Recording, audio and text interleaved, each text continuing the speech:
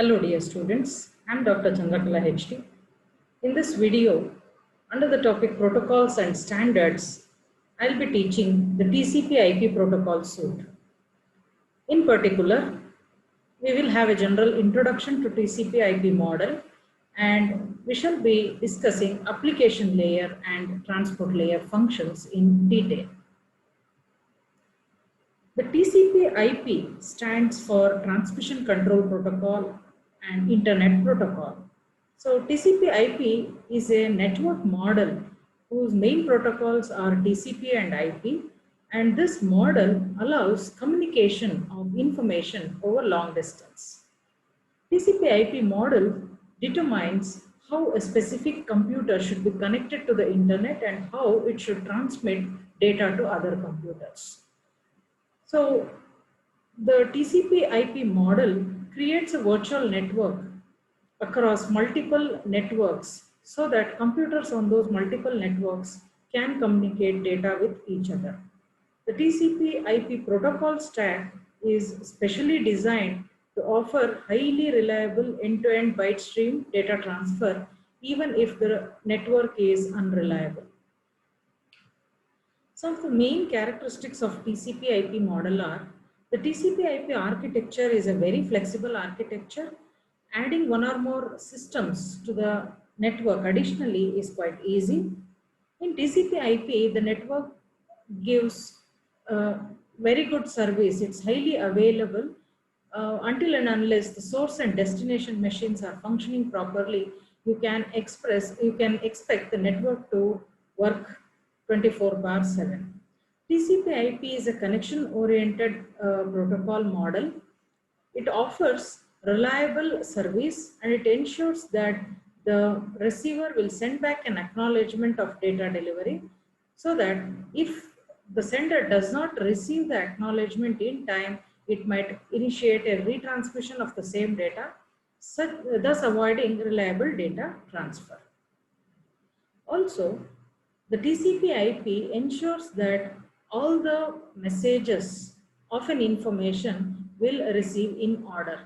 So TCP will fragment the big information or big file into individual messages and give sequence numbers so that at the receiving end, the receiver can arrange the messages according to the sequence in the correct order. TCP also allows allows you to implement the flow control so that the sender does not overpower receiver with the data. So sender surely has to send the data at the same speed in which the receiver can receive. So this is ensured by the TCP/IP model. The TCP/IP model has 4 layers. It's a layered architecture system which consists of 4 layers whose functions are well defined. The 4 layers are application layer, transport layer, internet layer, and the network interface layer. The application layer allows access to the network resources. The transport layer provides a process-to-process message delivery and an error-free message delivery. The internet layer moves packets from source to destination machine and it provides internetworking service. Internetworking means routing the data packets in between multiple networks. So irrespective of how many networks the packets have to go through in order to reach the destination, the internet layer ensures that it establishes a proper route from the source to destination so that the packets can travel through that particular route. The network interface layer is responsible for transmission of data between the devices on the same network. So the network interface layer ensures transmission of data between devices on the same network, whereas the internet layer ensures the data would be transmitted between the source and destination among multiple networks. The source and destination machines are not on the same network, but still internet layer assures that the data gets transmitted. The transport layer ensures that the processes on the source and destination machine which initiated the data transfer would receive the information properly. So it's a process-to-process message delivery. Transport layer performs process-to-process message delivery. Internet layer performs source-to-destination message delivery.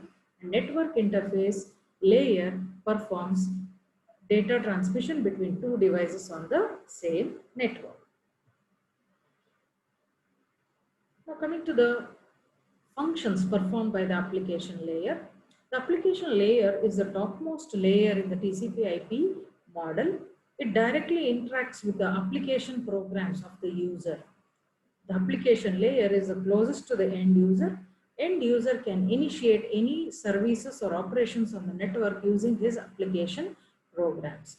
The application layer allows the users to interact with the other software applications. So the application layer of the source machine, it allows its users to interact with other application programs which are located on some other computer on the network. So application layer basically provides a platform for many application programs or APIs through which the user can initiate different network services. The functions of application layer, if you have to formally define them, the application layer basically helps the users to identify their communication partners, determine the resource availability, and synchronize communication between them. So using the application layer, the user can detect the partner with which it can communicate on the internet.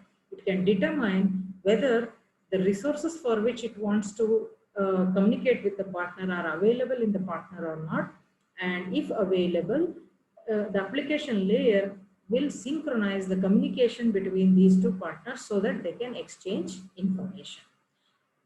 Not only this, the application layer allows the users to log on to a remote host and make use of the hardware and software resources and even databases available on the remote host.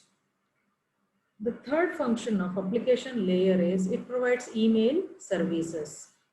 Email is a communication service using which the users can send and receive messages, whether it be text message, numerical message, audios, videos, or images between each other. The application layer also provides access to distributed database sources and also access to global information about the various objects and services which are available on the network. Now coming to the transport layer. Transport layer transports information from a process on source system to a process on the destination system. Source and destination are two systems which might be located on a single network or multiple networks. It's the job of the transport layer to transmit data between the source process to the destination process. The transport layer determines how much data should be sent on the network, where it has to be sent, and at what rate the data has to be sent. So this layer takes the information in form of files from the application layer, which is the layer above it, and divides them into messages, gives unique numbers for these message segments so that it's easy to regather them if they get jumbled, and then allows a transmission of these messages. It ensures that these messages are delivered error-free and in sequence to the destination. The transport layer also provides reliable data transfer on the link through its flow control, error control, segmentation, and desegmentation jobs. The transport layer also provides an acknowledgement service for the message segments.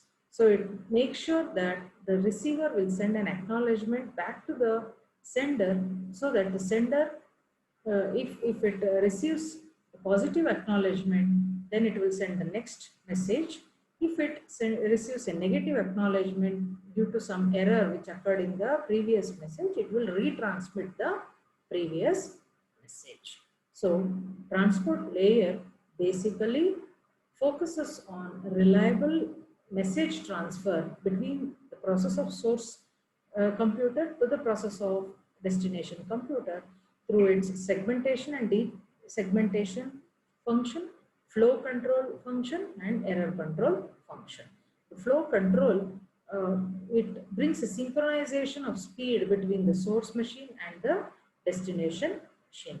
Through flow control, a fast sender will not send the data at a very fast rate which the receiver can't receive.